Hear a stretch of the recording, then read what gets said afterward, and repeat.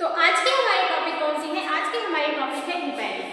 Hippuric मतलब ये क्या होती है? एक टाइप की इंजेक्शन होती है। हम लोग किसकी बात कर रहे हैं? इंजेक्शन।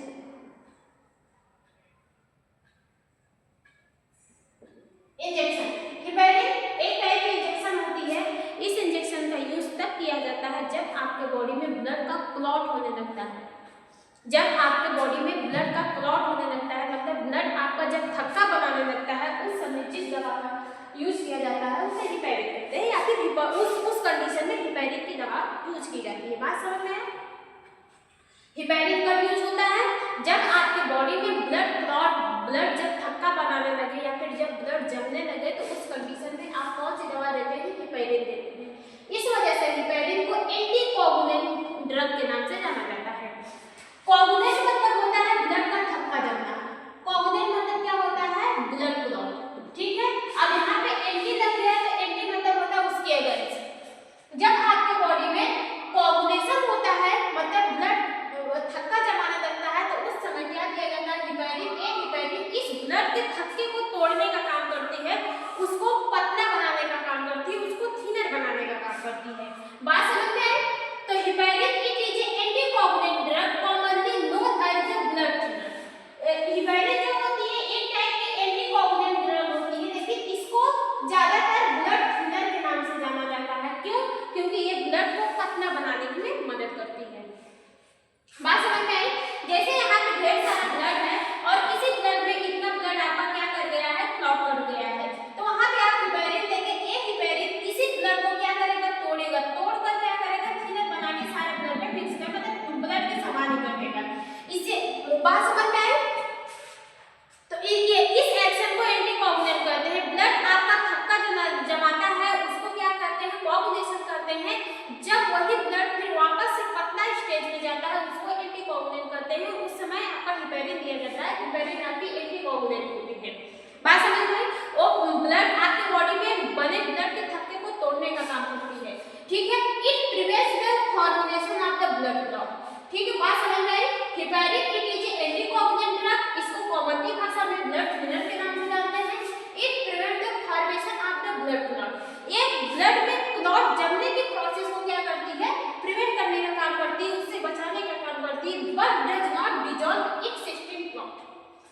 लेकिन यह आपके बॉडी में पहले से जो ब्लड क्लॉट बना है उसको डिसॉल्व करने का काम नहीं करती। मतलब आपके बॉडी में तुरंत अगर ब्लड क्लॉट कर रहा है तो वहां पे हिपैरिक इस ब्लड क्लॉट को रोकेगी। लेकिन अगर आपकी बॉडी में कोई ब्लड क्लॉट का एक थक्का बना है, एक थक्का ऐसा ब्लड क्लॉट का थक्का बना है, फिर आप हिपैरिक दे रहे हैं, तो उसको हिपैरिक ठीक नहीं करेगी। तो ये पॉइंट वही कह रही है, it prevent the formation of the blood clot. जो हिपैरिक होती है ये ब्लड क्लॉट मतलब जो आपका ब्लड होता है उसको क्लॉट होने से बचाती है, लेकिन does not dissolve existing clot. और जो पहले से आपके बॉडी में ब्लड क्लॉट हुए हैं उसको डिसॉल्व करने का मतलब उसको डिसॉल्व नहीं करती है।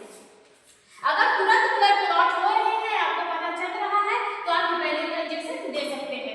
लेकिन पहले से आपका ब्लड क्लॉट हुआ है तो उस समय हिपैरिक देंगे तो हिपैरिक काम नहीं करेगी।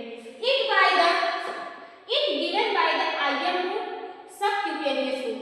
जो हिपैरिक होता है ये ज्यादातर इंट्रावेनस दिया जाता है, ठीक है, और सबक्यूटेनियस रूट से दिया जाता है, मतलब कि आपका सबक्यूटेनियस लेयर के थ्रू दिया जाता है। ये सिस्टम आपका हॉस्पिटल में अवेलेबल होता है। कहां पे अवेलेबल होता है?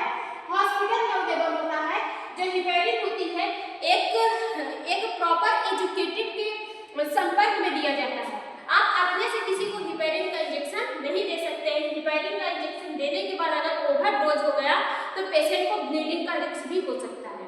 बात समझ में आई? तो इसका बहुत सारी चीजें होती है जो प्रिकॉशन के दौरान मेंटेन की जाती है। ठीक है, प्रेगनेंसी लेडीज में कितना दिया जाता है वो भी एक हिसाब से मेंटेन किया जाता है। ठीक है, बहुत सारी चीजें होती है जो मेंटेन करना पड़ता है कब? हिपैरिक को देने से पहले। अगर हिपैरिक का ओवरडोज हो गया किसी पेशेंट में, देने के बाद हिपैरिक का मॉनिटर भी होता है। अगर किसी में ओवरडोज हो गया तो वहां पे क्या होगा? ब्लीडिंग का रिस्क होगा। जब ब्लीडिंग का रिस्क होगा वहां पे तो बॉडी से ब्लीडिंग लॉस होने लगेंगे, तो वहां पे भी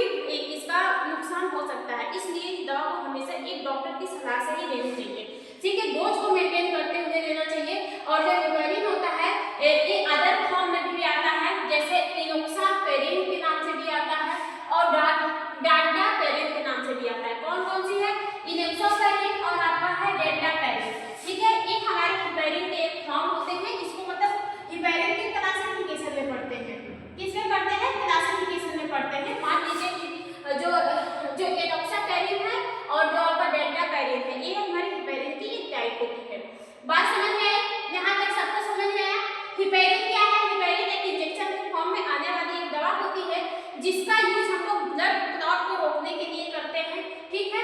इस वजह से इस मेडिसिन को हम लोग एंटीकोगुलेंट या फिर ब्लड थिनर के नाम से भी जानते हैं। लेकिन ये जो मेडिसिन होती है ये आपकी बॉडी में ब्लड क्लॉट के फॉर्मेशन को रोकती है। अगर पहले से ब्लड क्लॉट हुआ है तो उसको डिसॉल्व करने का काम नहीं करती है। बात समझ में आया? इसका इस हिपेरिन को हम लोग इंट्रावेनस दे सकते हैं, सबक्यूटेनियस दे सकते हैं, लेकिन ये जो सिस्टम होता है ये हॉस्पिटल में ही होता है, ठीक है। अदर नाम देखें हिपेरिन का तो अदर क्लासेस देखें तो हमारा कौन सा इनोक्सापेरिन के नाम से आता है और आपका डेल्टापेरिन के नाम से आता है। मैकेनिज्म ऑफ एक्शन की बात करें तो जो हिपेरिन होती है वो अपना वर्क देती है, किसको एक्टिवेट करके देती है, नेचुरल एंटीकोगुलेंट। आपके बॉडी में एक नेचुरल एंटीकोगुलेंट होती है उसको एक्टिवेट करके देती है। हिपेरिन आपके बॉडी में एक टाइप के नेचुरल एंटीकोगुलेंट होता है उसको एक्टिवेट करके देती है, और जो नेचुरल एंटीकोगुलेंट होता है उसको हम लोग एंटी थ्रोम्बोथर्ड के नाम से जानते हैं। आपका एक फैक्टर होता है, क्या होता है, फैक्टर होते हैं। ब्लड क्लॉटिंग के 12 फैक्टर होते हैं, ठीक है। आप एक थ्रोम्बोसिन में पढ़ेंगे, जो आपका क्या होता है, ब्लड होता है, आरबीसी, डब्ल्यूबीसी, प्लेटलेट्स में ही आपके कुछ ब्लड फैक्टर आते हैं, जिसमें से आपका 12 फैक्टर होता है। 12 फैक्टर में से आपका कौन सा फैक्टर 11A और फैक्टर जो X लिंक होता है ये रिस्पॉन्सिबल होता है ब्लड को क्लॉट करवाने में। यही दोनों फैक्टर क्या होते हैं, रिस्पॉन्सिबल होते हैं ब्लड को क्लॉट करवाने में। अब जब यही ज्यादा एक्टिव होता है तो आपकी बॉडी में ब्लड क्लॉट होता है, तो उस समय आप क्या दिया जाता है, हिपेरिन दिया जाता है। हिपेरिन जो होती है ये आपकी बॉडी में जाकर जो एंटी थ्रोम्बोथर्ड होता है उसको एक्टिवेट करती है। ये एंटी थ्रोम्बोथर्ड फैक्टर 11A और फैक्टर XA को क्या करती है, कम करती है, इसके एक्शन को कम करती है या फिर इसके एक्शन को ब्लॉक करने का काम करती है, ठीक है। जब ये इसका एक्शन ब्लॉक हो जाएगा तो आपका ब्लड फॉर्मेशन भी, जो ब्लड में क्लॉट का फॉर्मेशन हो रहा था वो भी क्या होगा, रुक जाएगा, ठीक है। यहाँ पे देखते हैं हिपेरिन एक्टिवेट, जो हिपेरिन होती है वो एक्टिवेट करती है एंटी थ्रोम्बोथर्ड को, थ्रोम्बोबिन थर्ड को एक्टिवेट करती है। ये जो एंटी थ्रोम्बोबिन थर्ड होता है वो इनहिबिट करता है थ्रोम्बोबिन एंड फैक्टर XA को इनहिबिट करने का काम करता है और प्रिवेंट होता है ब्लड क्लॉट। यहाँ पे सिंपल समझ लेंगे, जिसको भी आप हिपेरिन देंगे वो हिपेरिन आपके बॉडी में नेचुरल एंटीकोगुलेंट को एक्टिवेट करेगी। वो नेचुरल एंटीकोगुलेंट क्या है, एंटी थ्रोम्बोबिन थर्ड है। ये एंटी थ्रोम्बोबिन थर्ड जैसे कि एक्टिवेट होगी, एक थ्रोम्बोबिन और फैक्टर XA को क्या करेगी, डिक्रीज करेगी। थ्रोम्बोबिन और फैक्टर XA की एक्शन को क्या करेगी, डिक्रीज करने का काम करेगी। जब ये दोनों डिक्रीज होंगे तो आपकी बॉडी से ब्लड का क्लॉट जो जम रहा था उसका फॉर्मेशन रुक जाएगा, ठीक है। इंपॉर्टेंस की बात करें, heparin does not dissolve clot. Heparin blood के क्लॉट को डिसॉल्व करने का नाम करती मतलब डिसॉल्व करने का काम नहीं करती। अगर आपकी बॉडी में पहले से ब्लड का क्लॉट हुआ है, आप हिपेरिन दे रहे हैं कि वो क्लॉट डिसॉल्व हो जाए तो उसमें हिपेरिन काम नहीं करती है, ठीक है। It only prevent new clot formation. ये सिर्फ आपकी बॉडी में जो ब्लड क्लॉट का फॉर्मेशन होने वाला है उसको प्रिवेंट करने का काम करती है, ठीक है। इफेक्ट की बात करें तो ये एंटीकोगुलेंट इफेक्ट देती है कि ब्लड इन फ्लूइड स्टे। अगर आपका फ्लूइड जो ब्लड फ्लूइड में अगर वहां पर ब्लड जम रहा है तो उसको भी क्या करती है, स्टे करने का, उसको रोकने का काम करती है, ठीक है। फिर इसके बाद क्या है, प्रिवेंट थ्रोम्बोस फॉर्मेशन। इसके अलावा ये जो थ्रोम्बोस होते हैं, थ्रोम्बोस वही फैक्टर होते हैं जो ब्लड के क्लॉट को जमाने में मदद करते हैं, मतलब ब्लड को थक्का बनाने में मदद करते हैं, तो उसके फॉर्मेशन को भी क्या करती है, प्रिवेंट करने का काम करती है, ठीक है। इस दवा का हार्ट अटैक में यूज किया जाता है, ठीक है। अगर कोई पेशेंट आईसीयू में भर्ती है तो उस समय इस तरह का यूज कर सकते हैं, डिपेंड ऑन कंडीशन, कैसी कंडीशन होगी। सर्जरी करने के दौरान ब्लड निकलते हैं, वो ब्लड हमारे क्लॉट ना हो जाए उसके प्रिवेंशन के लिए जो सर्जरी होती है, जो पेट में चीरा खड़ा होता है उस वहां पे ब्लड हमारे क्लॉट ना कर पाए उसके लिए हिपेरिन दी जाती है, ठीक है। इसके बाद आपका क्या है, डायलिसिस प्रोसीजर। जो डायलिसिस प्रोसीजर होते हैं, जो फिल्ट्रेशन का काम होता है, उस समय भी आप हिपेरिन दे सकते हैं, मतलब वहां पे भी हिपेरिन का यूज होता है।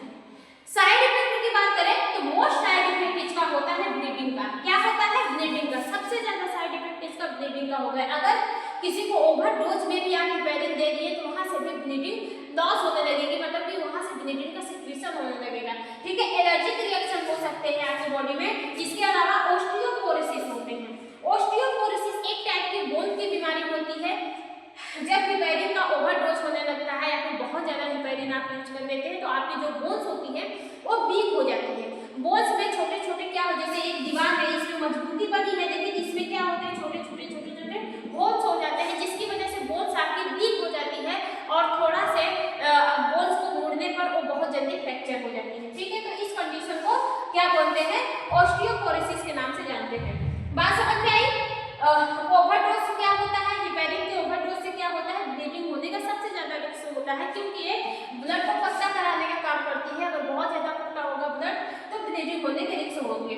ठीक है, एंटीडोट, अगर इसका ओवरडोज हो गया है आपके बॉडी पे, अगर हिपेरिन का ओवरडोज किसी पेशेंट में ज्यादा हो गया, मॉनिटर करने के पश्चात उस समय अगर ज्यादा ओवरडोज निकला तो उस समय हम लोग कौन सी दवा देते हैं, प्रोस्टामाइन सल्फेट। कौन सी दवा देते हैं, प्रोस्टामाइन सल्फेट। एक प्रोस्टामाइन सल्फेट एंटीडोट है। किसका एंटीडोट है, हिपेरिन का एंटीडोट है। जब हिपेरिन का एक्शन या फिर हिपेरिन का ओवरडोज आपकी बॉडी में हो जाता है तो वहां पे ब्लीडिंग होने लगती है और भी बहुत सारे साइड इफेक्ट देखने को मिलते हैं, तो उस समय डॉक्टर क्या देता है, प्रोस्टामाइन क्या देता है, प्रोस्टामाइन सल्फेट देता है।